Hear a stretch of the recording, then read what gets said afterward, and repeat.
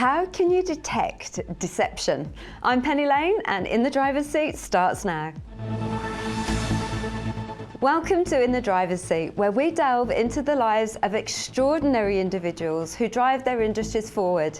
In this episode, we're joined by the keynote speaker and television host of The Hunters and the human lie detector, Stephen Van Aperen. Hello, Steve. Hi, Penny. How are you? How are you? I'm really good. How are you? I'm great. Thanks for coming on. How did you get the name, the human lie detector? I did a story with a journalist years and years ago, and for some reason she just come up with that name and the media have jumped onto it, and it's stuck ever since. And how did it come about? She mainly through my background. So yeah. I used to be a police detective. I spent 14 years in South Australian Victoria Police, and I was always interested in psychological profiling, what made serial killers and serial sex offenders tick. So I went over and back then it was called the Behavioural Sciences Unit. Mm-hmm. So that's where the FBI trained all their profilers. But the more I learned about profiling, the more interested I became in cognitive and behavioural interviewing. And then I got back because while I was over there, I trained in polygraph and different methodologies people use to detect deception through verbal, non-verbal, paralinguistic behaviours. And a couple of journos did the story, and I started doing speaking, and I got the moniker human lie detector and haven't been able to shake it since. It's not a bad thing to have. Did you ever find out what makes them tick? Sorry, did I? Did you ever find out what makes them tick? You said you're interested in what makes these people yeah, tick. look, I mean, it depends on if you're talking about sexual predators. They're often driven by, obviously, those urges, but also power control. Yeah. You know, there's some terrible cases where, you know, some of these offenders had spent so much time and effort in preparing for their stalking and all that type of thing, and really they're the hardest homicides to investigate, because usually there's a nexus. Most homicides, you know, the offender knows the victim, and you know, most 95-96% are domestic related, whereas if there's no connection or no nexus, it's very difficult, because you've got to find, you know, the killer based on the fact that whether it be forensic, scientific, medical or cooperative evidence. Yeah, and you've worked on a lot of really high profile cases. I don't know if you're allowed to speak about them, but is there any that you can, or any that you can tell us about? Yeah, I've probably worked on about 87 homicide cases. Homicides, wow. And 2 serial killer investigations. And I think one of the ones that was close to me was there was one case in Perth, and what had happened was he'd spent 12 years, Andrew Mallard, in custody for the murder of a lady called Pamela Lawrence. And they asked me to do an interview while he was in Casuarina prison. And it was really interesting, because often you don't need a polygraph test to work out if people are lying. So I asked a lot of behavioural analysis questions, and there's a lot of misconceptions about how to detect deception. But every time I spoke to him, you know, his story was straight, nothing changed, nothing contradicted. We know through science and research when a person lies, it creates a lot of cognitive load. If I asked you what you did yesterday, you have to remember what you did. And usually people who are recalling historical events through sensory input can tell you what they heard, what they saw, what they felt, conversations, because they lived through them.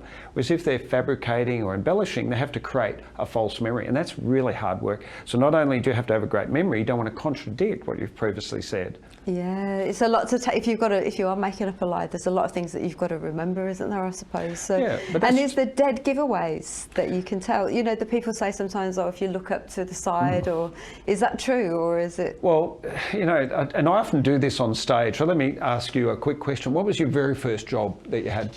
Okay, before you even answer that, you looked up that direction, right? I did. Now, a lot of people say, oh, she looked away, she must be lying. But hang on a minute, I didn't allow you to answer that question. I actually stopped you. So loss of eye contact is not indicative of deception, more so of neurological recall. So a lie by nature is if you willfully mislead somebody knowing that what you're saying is factually incorrect. So loss of eye contact is important in if I want to see if you're recalling, or are you accessing the creative side of your brain and you're making something up. So to answer your question, what do we look for? I look for ownership. Truthful people will take ownership. Truthful people will actually tell you what they think or what they saw or what they felt. Deceptive people will often not do that because they have to create distance, disassociation and separation in language. That's one area. So how people use words. The second would be body language, to look for conflict or contradiction between what they're saying, what their body language is in fact stating. Right, okay, it's so interesting. And what was part of your training? What kind of things did you have to do to learn this? So it's just been actually over a long period of time. I initially going through 2 police departments, detective training school, interviewing many people, you get a feel. But Yeah. I think where I learnt the most was I did some training, the adaptive interviewing course. It was run by FBI. And the thing that really amazed me about that was they teach their agents to baseline or benchmark, then look for deviations from that normative behaviour. So if you haven't benchmarked, how on earth are you going to see deviations later on? But I'll also look for, hand-to-face masking, concealment, blocking behaviours, micro-expressions, distress signals, and paralinguistic style. So that means I may be able to think of a lie, but can I effectively communicate that lie with believability or credibility? So it can be tone, pitch, voice modulation, ums and ahs, response latency and so on. Yeah, and are people ever sceptical about your ability to do it? Look, at the end of the day, I'm an evidence man. So I might be able to analyse if somebody's lying in a police record of interview, but we still need evidence to prosecute. Okay. So I always say, this may be an arsenal that you can use in the investigator's toolkit, but at the end of the day, you still need forensic, scientific, medical or cooperative You evidence. still don't all those things to back it up. Yeah, very interesting. And when you were with the FBI, how long was you over there for? Well, backwards and forwards. I've been over there 17 times, but the first time was 3 months. I also spent some time with Los Angeles Police Department, their Robbery Homicide Division, their Polygraph Unit, Secret Service, and a number of others. So collectively, several visits over many months. How do you ensure professionalism and accuracy when you're doing polygraphs? In polygraph? Well, firstly, research shows the accuracy is dependent upon 3 variables. The examiner is properly trained, certified and qualified. B, that it's a validated testing procedure. And C, that the questions are properly constructed. I often say people don't beat a polygraph. A polygraph is simply an instrument that records physiological changes. Right, the theory is if a person consciously decides they're going to lie to a question, they become fearful of being caught in that lie. And that's what innervates and activates our autonomic or sympathetic nervous system. So ironically, it's not the lie that induces the change, it's the fear of being caught in that lie. Do any of the homicides or any of the cases have an effect on you afterwards? And if so, how do you get rid of those feelings? How do you switch off from it? Look, I like to say that I compartmentalise and am good at switching off, but look, I don't mind admitting I still have nightmares of cases and jobs that I worked on, or it's. I think the thing that helps me is having outside interests, or totally disassociating photography. I play golf, all that exercise, but I think. I can't dwell on it. So I've had some really good friends who, really stressed out or depressed or, have suicided and whatnot. But I think it's stress is a personal issue. Some people cope better with it than others, but I like to think, what's my role? And my role is to give victims a voice. Yes. And try to get some resolve for family members. Yeah. Is there any cases that are unsolved that play on your mind? The Mr. Cruel case, where several young girls were held captive for large amounts of time and sexually assaulted. At that case, I mean, we're going back many, many years, but I'm hopeful that new evidence will come to light. Look, I've always said there are people out there who have knowledge or information, and now it's different, right? Back then it could have been a loved one, like a wife or something, who may have had some information, but was always, for whatever reason, didn't talk about it.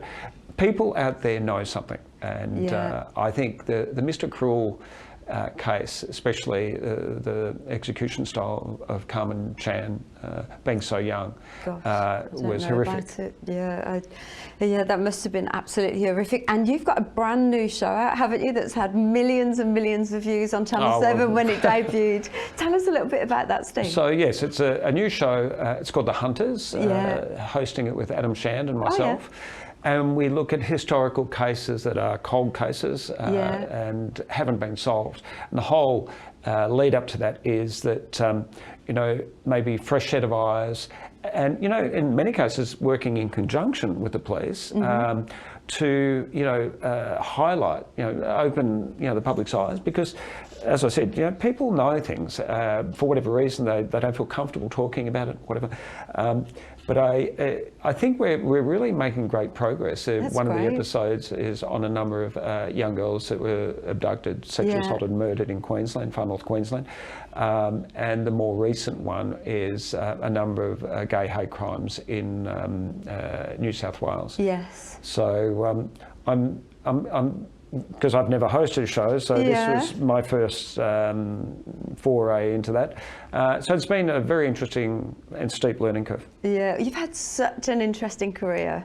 If somebody was trying to break into this kind of industry, because I'm sure so many people are fascinated by it but don't know how to get started, what nuggets of advice could you give them?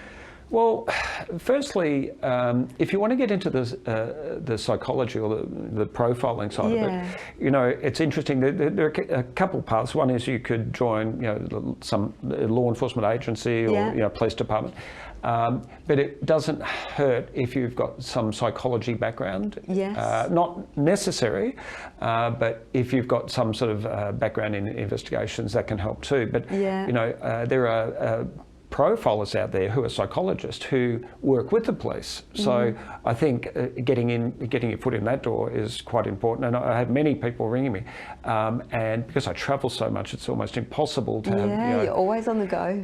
But I would say go down the psychology route or law enforcement, because that's how because obviously they deal with that.